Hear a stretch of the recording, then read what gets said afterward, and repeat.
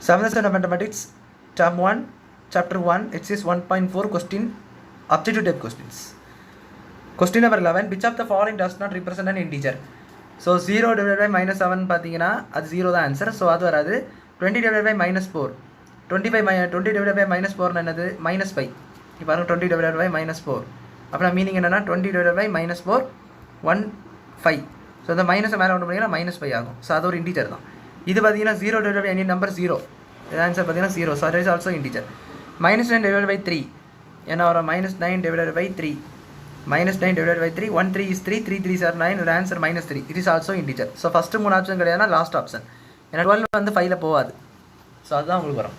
Next question number 12, -16 divided by +4 is same as dash கொடுத்துருக்காங்க.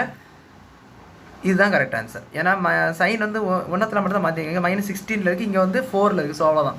இது ரெண்டத்தையும் check பண்ணுங்கள். -16 divided by -4 என்னது 16 divided by -4. இது 16 ப்ளஸ் கிடையாது 16. So 1 4 is 4, 4 4 is 16. ஸோ இதில் ஆன்சர் பார்த்தா -4. அதே கொஸ்டின் உள்ளதையும் பண்ணி பாருங்கள். So -16 divided by 4, 1 4 is 4, 4 4s are 16. So again -4, ரெண்டத்தையும் -4 வருதா. ஸோ இது பார்த்தீங்கன்னா இதுதான் அவங்க correct answer. Question number 13, -200 divided by -10.